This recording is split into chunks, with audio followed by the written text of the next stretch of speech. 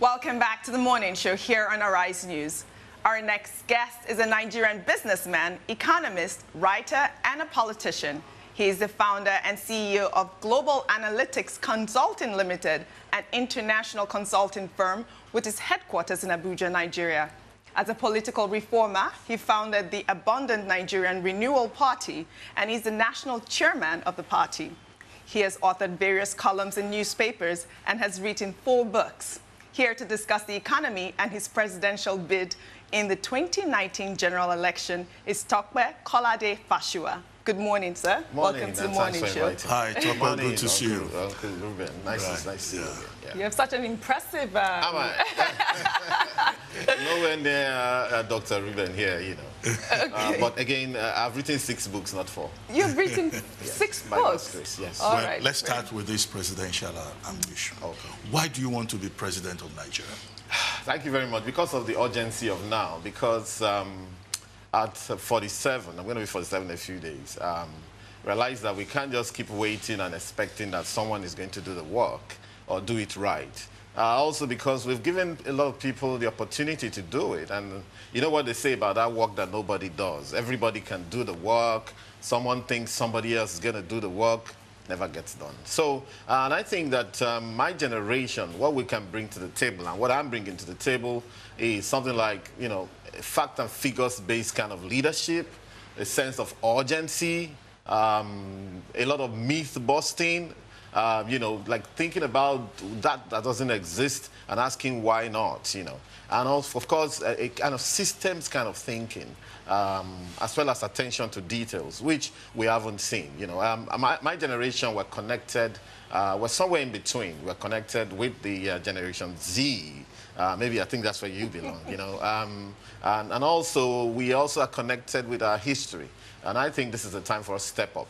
And of course, all over the world, you can see there's this kind of affinity for younger leaders, you know, who can communicate, who are not, quote unquote, lifeless, you know. So, and of course, you can see that going on in Canada, in France, and so on. So, but I think the most important thing is about the ideas. These are the ideas that I've actually expanded over a period of time and written in books, in columns, and so on. But this time around, we said, why not? You know, let's get involved and mainstream these ideas. And I'm actually telling Nigerians, I'm not all about the power, but already I think I've won, because I can assure Nigerians that by our involvement, by my involvement, and the kind of things that are mainstream, one thing we'll achieve is that the 2019 budget for Nigeria will be at least 12 trillion naira. One of my research, which I'm mainstreaming, is to compare budget levels even in African countries with Nigeria. And shockingly to find that, you know, we have one of the lowest budget levels in the world, and of course in Africa. Per capita budget in Nigeria, the federal budget is $140. It's ridiculous. We're talking of Nigeria is budgeting $25 billion this year.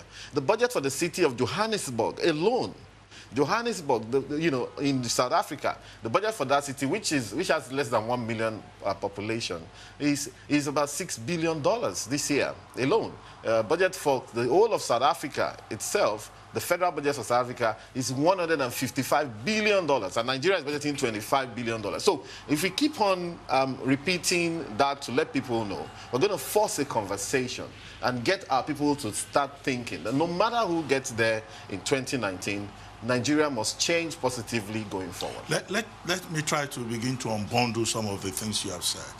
You made the point about young leaders coming to the fore. But we've also had a guest on this program who said, look, it's not about being young.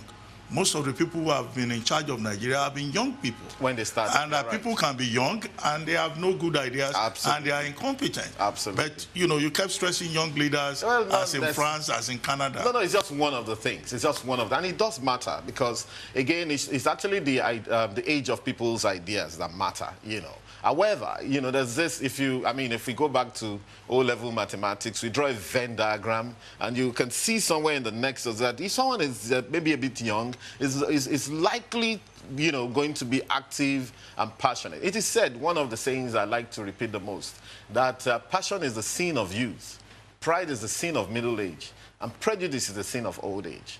What it means is that most young people will be passionate, but they can misuse it as well. And of course, like you rightly said, we have a few young people in the fray who have also not actually represented the so-called youth properly, because some of them are even quite criminal in tendencies, you know. So that's not it. But yeah, what we're looking at now is that Nigeria needs to move forward finally. I think the most important thing right now is that we cannot just rest on our oars, believing that someone is going to fix this country for us. And again, some of us are parents already. I have a daughter in the university, for crying out loud. You know, one is going to be a grandfather very soon. Are we going to wait for someone's great-grandfather? And like you rightly said, you know, I mean, we have people in the fray right now who got involved in politics and in so-called nation building since they were in their 20s, some in their 30s, including the president. But they never leave, you know. So how do you force them to leave? They're not going to come and hand you the power on a platter and say, hey, oh, we love your face, and oh, you guys are too much and all of that. You've got to step up. Step up and say, I'm interested, and mainstream your ideas, which is most important. It has to be about the ideas. I mean, you see, I'm holding something. I'm the only aspirant in all of those people that have been coming out that have done any document like this, 28 pages. I was talking to Wyver before he came. I think, did I get the name right? Yes, yes. Dr. Boa. I was speaking to him just before he came on. And, you know, I said, what do you do? He says, talking about mini grids and micro grids and so on. And I showed him something in this one that this is exactly what we're talking about. And we're discussing why have we never in this country thought about things like alternative energy, mini grids, micro grids, you know, starting small and scaling up. Why have we always been importing power systems which we cannot manage? Nigeria is losing 2,000 megawatts. According to Minister Fasua, 2,000 megawatts, all right, every day in what they call stranded energy. And according to Mekantibaru, the GMD of NNPC, we're losing almost the same amount in stranded gas. Well, it's ridiculous. So you can see the kind of way the thinking is changing. Still on the issue of young leaders. Now we have about 42 or so persons. More than that. You're probably like 70. Who want to be a president of Nigeria, and you are one of them. And you are one of those persons who came together and formed a group called Presidential Aspirants Coming Together, PACT. And at the end of the day, there was an election, there was a consensus, so to speak, which chose Fela Durotoye. Okay. And some persons walked away and said, I'm no longer part of it. Yeah. Are you still part of PACT, or you are one of those persons I actually who walked away much earlier, you know, because I gave them, when we had the first meeting, you know, this kind of thing, people say, oh, let's come together, and it's great to come together. You don't want to show that maybe you are proud or anything, or, you know, everybody wants Nigeria to move forward. So I got that call that day, and then I went and we attended the first meeting. In the evening of that day, we went and saw Charlie Boy. Charlie Boy said he wanted to see, oh, it's our area father, someone we respect a lot. So we went there, and we were asked, you know, okay, how do we proceed from here? And I remember I told them very clearly that this, I think, are the procedures. I mean, it was perhaps the moment of epiphany for me. I said, listen, what I think we should do is this. Number one, expand this group. We were just about 14. There are more than 60 people running around the place. If you don't go and bring them in, whatever you decide here, they will tell you you didn't let them know, and they will continue. So it's useless, whatever it is you're doing. Number two, that you should take this to the public, right? Take it to the public, let the public see our meetings. Maybe our next meeting and the meeting after, put it on Facebook Live. Let the people say, oh, that's Fela Durotoye, that's Tope Fasua, that's Shore, and so on. You know, and you know, so do that. Number three, put a clause there that people can leave only up to a certain extent, and let people sign, so that anybody that leaves after that point in time will be shown up to be, look, you don't have integrity, you know. And I said, look, number four, let's have debates. All right, let's have open debates, pair people together, because again, it should be about what are you offering the Nigerian people, not because you're fine or you're young or whatever. You know, what are you bringing to the table? You know, and lastly, that where necessary, we may have to have an election before an election. Let the Nigerian public choose who they want. So this would have had a very broad buy-in, and we would have had a scenario where where you'd have actually changed the narrative, because at that time. The news that was on at that time was defection. This one is running to PDP, that one is running to APC. I said, listen, let's take this narrative from them. Let's do something new. Unfortunately, that wasn't bought. And so the guys that drove the process insisted that we needed to take that decision very quickly. I also said that, listen, this thing is not what you need to agree very, very urgently. there wasn't that urgency there, in my own view. So you disagree with the outcome? Yeah, so again, so when I kept going on that, they had a kind of vote in-house, in the second meeting, and the people who felt that we needed to take decision in August 30, something we started on July 31st. In under 30 days, we should take decision. They won. They won the vote. That's the truth. And I said, look, I can't do this anymore. And someone like myself, Jai Gaskia left. Of course, Shore attended only one meeting at the beginning and made it clear that I wasn't going into any coalition. The man probably, I don't know, maybe he read the tea leaves. So, but I attended one more meeting at which I saw that this wasn't going to. And look, that's what it has ended up in a fiasco. Because by every means, if you ask me, I don't think this is the time for someone to say you're knocking out a Kingsley Moghalu from the race, except we don't want the ideas that the man has to espouse. And the man has a lot of great ideas to espouse. You don't do that. So I told them, listen, there's nothing wrong if we stretch this thing and choose somebody in January. You choose in January, you have a month to consolidate.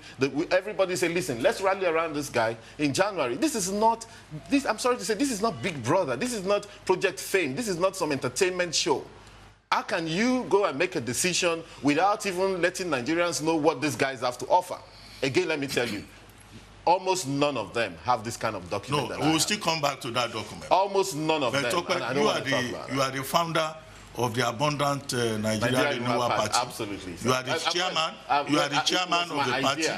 Let me not say I'm the founder. I don't want to be proud. You are the chairman of the party. By God's grace. You are the presidential candidate. Not candidate, absolutely not. Of course, Dr. Abati, you know the difference between candidate and aspirant. Okay, you are the presidential aspirant. One of the presidential aspirants. Okay, what structures do you have on the ground? Because to win an election, you must have structures. So let me say how do you expect ANRP to contest against PDP, APC, ABGA? This is my turf, It's the kind of thing I'd like to discuss. So, yeah, by God's grace, I battered the idea and quickly called people together to say, guys, let's do this together. Yes, I'm one of the presidential aspirants. There's someone else who had even been campaigning within the party for almost a year before I started, before I started doing my campaign, because I gave the free hand to say, guys, we need to do this together. And when we started the idea, the strategy was we needed to have a scenario where a lot of people can compete on the platform of this party, So just like Gani formed NCP and contested on NCP, anyone going into politics and taking the risk of forming a party, most of the time, it's not because you just want to have a nice little party by the side that happens to be the model party. How does it become the model party? It's because you want to get involved in governance. And it's also about the urgency of now. People seem not to understand that this country, as we speak, is an expired country. I mean, the little growth of 1.5% you see in GDP is powered by a recovery in crude oil prices and a lot of borrowing. We just went and signed another $326 million in China. When Macron came here, we signed $475 million.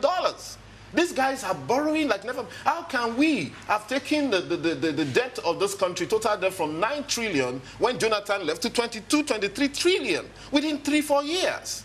And so we have actually mortgaged the future of our children. These people here have borrowed money for the next 30, 40 years. So basically, I'm the only, if you like, call it a founder of a party who has allowed anybody within the party to contest against him in a presidential election. Gani didn't do it as much as, I could never measure up to Gani in terms of integrity and ethics. That's a great man. But he never did it. He formed this party, he contested. Shore is doing it as well. Nobody can dare to say they're contesting against Shore. So sometimes some people try to take this for granted, but I'm no fool.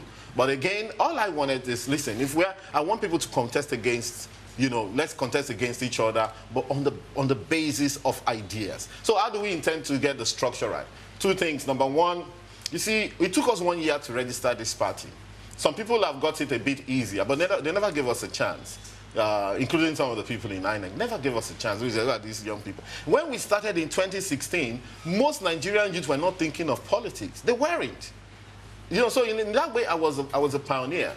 So when we started, now we quickly moved. When we got our certificate on the 10th of January this year, by 17th of February, 5 weeks after exactly, we were doing our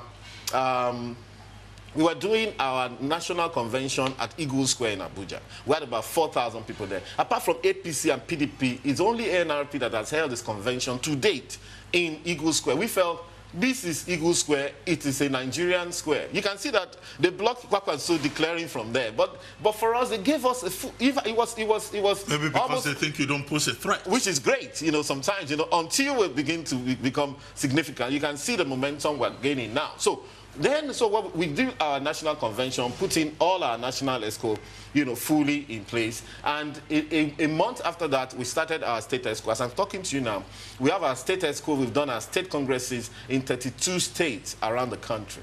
It's a good thing to build on. And we started going down to the ward ESCOs and the local government ESCOs as well. We know that, look, you can't win anything except to build those structures. However, the funny thing about politics, which is what we're having to learn, on the job now, is that political parties are built from top down. In the beginning, bottom up? Yes, that's the reality. I could write a book on it. You build it from top down. If you don't have a tight national ESCO, you can't have a tight state ESCO. It's the guys in the national ESCO that will go and build the state. When you do the state ESCOs, the guys at the state will go and build the local government. Then when you now build down to the ward, subsequently you now start to grow from the ward level. However, if your ethos, your ethos, your ideology, and every other thing is not together at a national level, you could never get it right. Well, let me put this to you. We've had at least 2 guests on this program who said, yes, it's a good thing that we have not too young to run movement.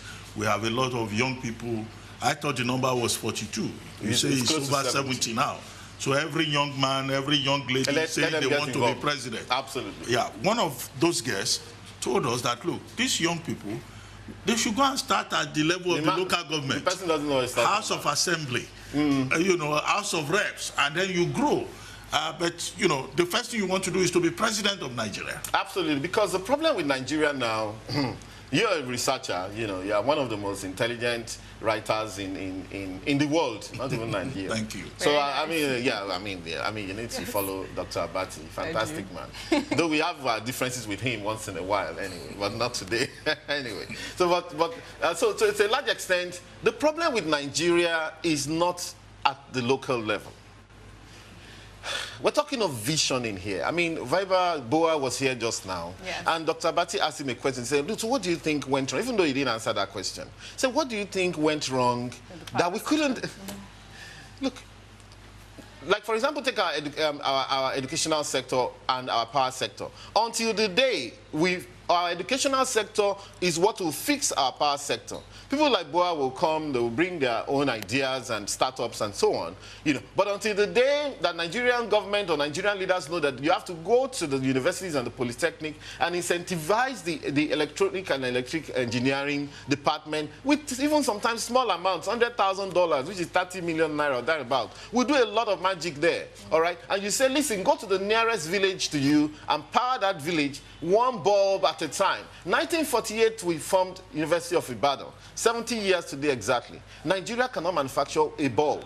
And I mean that we're not talking, if you have to import the machine or the technology from abroad to come and manufacture the bulb here, it's not your own manufacturing. Because the moment that machine breaks down, you need to import another one to get this work going. So what we need, the problem with Nigeria is a problem of vision. Where should we be as a people? Right? It's not what you do at the state assembly. It's not what you do at the national assembly. And then, come think of it, people are talking of restructuring and so on. I wouldn't want to go into the National Assembly right now because I believe that the National Assembly should either be a part-time work or one of them need to go. Senegal abrogated its Senate and expanded its House of Representatives by about 15 more seats by, giving those seats to people in diaspora. That is thinking. That's a country that's kind of trying to be progressive, And I was in the House of Lords in 2013 in the UK, and I interacted with there's a lord from I think he represents Peckham or somewhere, It's a kind of black man. I think it's Jamaican, I forgot his name now. And I got to understand that the only remuneration for the lords is their sitting allowance of £150 per sitting. If you don't come, you don't earn. It used to be £300 when the recession came. They went to them and say, Baba, and that's their Senate. And look, It is ridiculous. The people of the world are watching this country and wondering what is wrong with the people of this country. Okay, let's talk about... So just a minute. So things like, how do you get this? How do we force the discussion on our National Assembly and the money that this thing is taking from us? Equally at the State Assembly. How do we force the discussion? How do we force the discussion on restructuring, for example? I believe that, you know, my theory, and which is actually a fact, that the issue of restructuring is a recent phenomenon. 1999 to date, Nigeria stopped thinking and Nigeria stopped restructuring. Before 1999, this country was always restructuring. We started off 1900, 1st of January was the day that we were sold by the Royal Niger Company for £859,000 to the British government because they could not cope anymore with the incursions from the French in the north of Nigeria, which is now the Niger, and in the east, northeast, from the Germans. So they sold the entire territory as if they were selling a slave on a slab. In 1914, we were amalgamated. In 1954, we became known as the Federation of Nigeria. Of Nigeria, all right? And 1966, we had the military incursion in politics, and everything changed. Unitarism came in. Aguirre wrote here and said, listen, because they were military boys, jackboot, they wanted everything to come from the center. You can see the way we were restructuring. 1967, a war was going to break out. Yakubu Gowon created 12 states. We moved away from the regional thing. Restructure, this is a major restructuring. And then we have 12 states, 18 states, 30 states, 36 states. After that, we stopped. So right now, are we going to create more states? Are we going to reduce the states since most of them are not viable? That's the discussion we need to force. These are presidential issues to discuss. Even the things like allocation formula. This thing has morphed over time. All right, derivation formula became 13% in 1999. Since then, no other conversation is going on. So one of the things I'm proposing, sorry, Doctor, one of the things I'm proposing in my own presidency is, listen, we need to move away from this 54% in the federal, 26% for state, 20% for local government, because the next part of growth is actually in the local government. And I'm proposing that we should give that level 40%, give the state 35%, and keep 25% at the federal level. However, that 40% must be jointly managed by a team of federal, state, and local government, because right now the states are sitting on the local government by invoking something called joint account inside the constitution, which is constitutional. But is it letting Nigeria grow? No, it's not. So those are the kind of conversations. You've been holding that document. Yes, titled Manifesto. Yeah, it's the Revolution of Ideas. Yeah. Is it possible for you to reduce the content in just about a minute, you know, to bullet points of what you want to engage Nigerians with? Say your 5-point agenda, your 7-point agenda, or maybe your 10-point agenda. Okay, basically, what I try to run away from those 10 whatever points and so on. But one thing I've said is this: my involvement is about facts and figures, all right? Facts and figures-based development.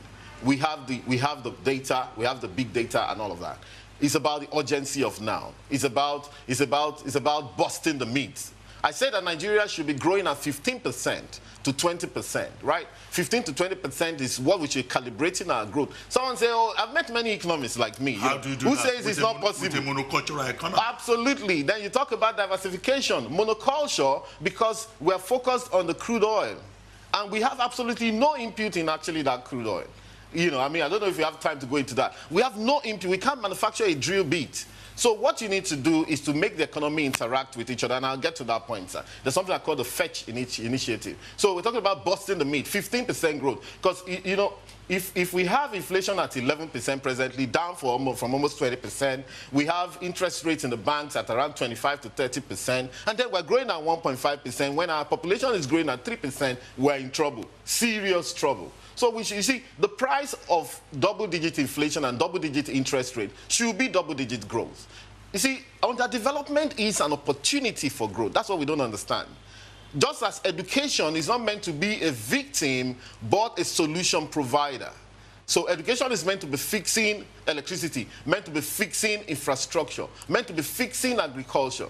Netherlands is the second largest exporter of food in the world. Netherlands is less in size than Niger State, as it were, 42,000 square kilometers, you know, less than Niger State, you know. So I believe that we can get this done. So, and also about systems thinking, a way that connects different aspects of the economy to each other. And so I have this Fetch initiative that the irreducible minimum that we should concentrate on in order to diversify diversify the economy. And diversification of economy is actually about how several aspects of the economy will interact with each other.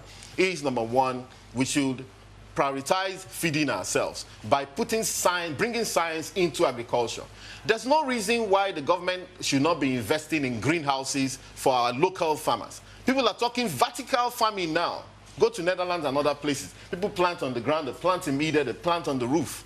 Several layers. And within these square meters of this place, you'll be shocked how much you're bringing in. And we have the scientists in the university. So it's about the gown meeting the town and the crown. You know, so that's one. Number two, sir, is that we must ensure, we must ensure our own security. All right, and we must begin to ensure our own security. Number one, what we can do about that is to employ a lot of young people in light security work to secure their country, even if it's about information gathering. We have to do that.